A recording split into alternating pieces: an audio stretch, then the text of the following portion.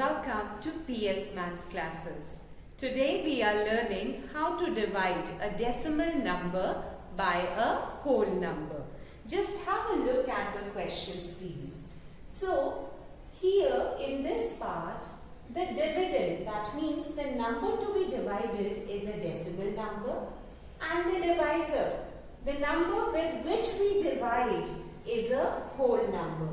In such a case, we perform the division operation considering this decimal number as a whole number only.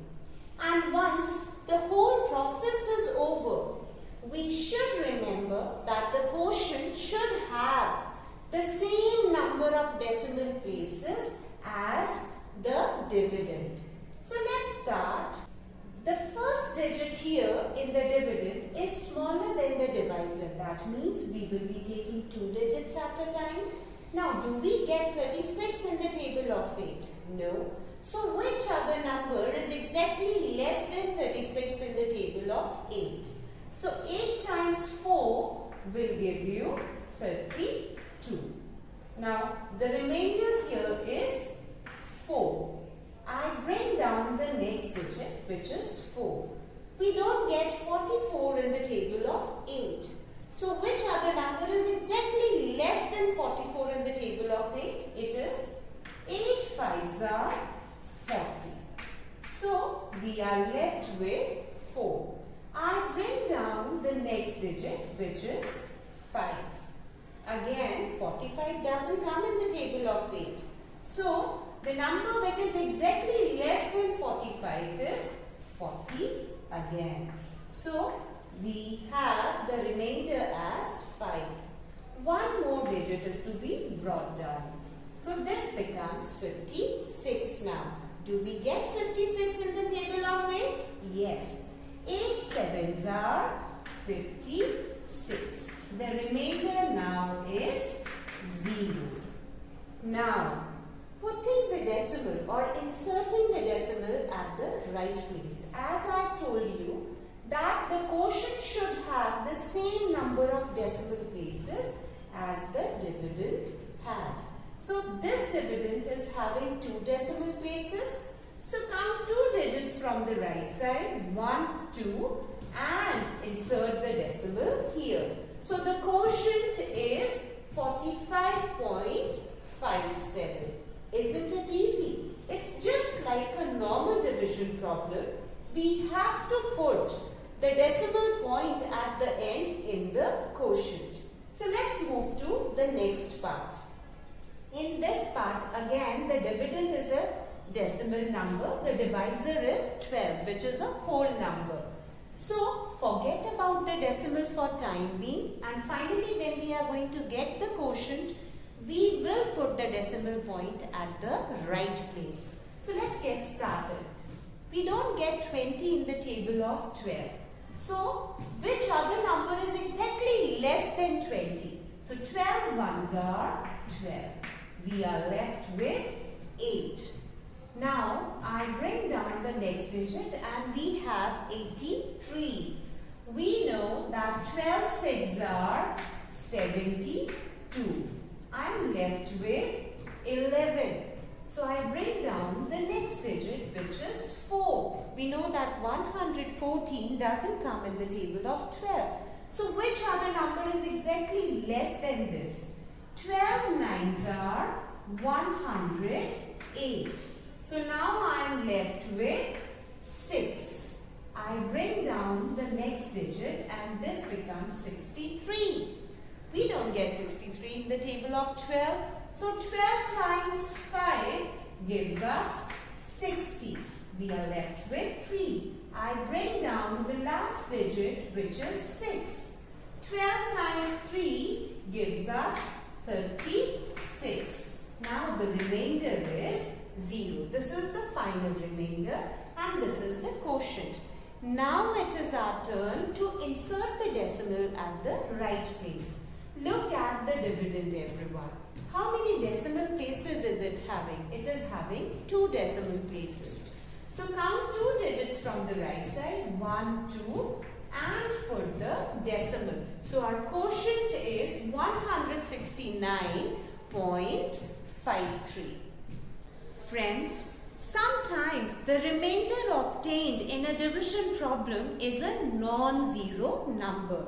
So in such cases, we insert the required number of zeros in the end of the decimal part of the dividend, so as to get a remainder as 0. So let's start with part C. Now 2.13 is to be divided by 15. And what do we observe? That the first digit is less than the divisor. So we take 2 digits at a time. Now 21 doesn't come in the table of 15. So which other number is exactly less than 21 in the table of 15? 15 ones are 15. And when I subtract 15 from 21, the remainder is 6. I bring down the next digit. Now we have 63. 63 also doesn't come in the table of 15. But 15 fours are 60. The remainder is what? The remainder is 3, which is a non-zero number. So what are we going to do? We insert a 0 at the end of decimal part in the dividend. So I bring down this 0. Now we have 30. And 15 times 2 will give you 30. 30 minus 30 will give you the remainder as 0. Now is the time to put the decimal point in the quotient. Now how many decimal places is the dividend having? As we have added this 0, now this dividend has 3 decimal places. 1, 2 and 3. So count 3 digits from the right side. 1, 2, 3 and put the decimal. We don't leave the decimal like this. So in the whole number part, I write 0. So the quotient is 0.142. Now we move to part D. 1.001 is to be divided by 14. And if we look at the dividend, the first digit is less than the divisor. So we take 2 digits. Now 10 also is less than the divisor. So we are required to take 3 digits. Now it's 100. 100 doesn't come in the table of 14. So which other number is exactly less than 100 in the table of 14? 14 sevens are 98. And when we subtract 98 from 100, the remainder is 2. I bring down the next digit, which is 1.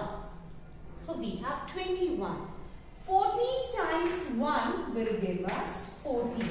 The remainder is 7. No other digit to be brought down.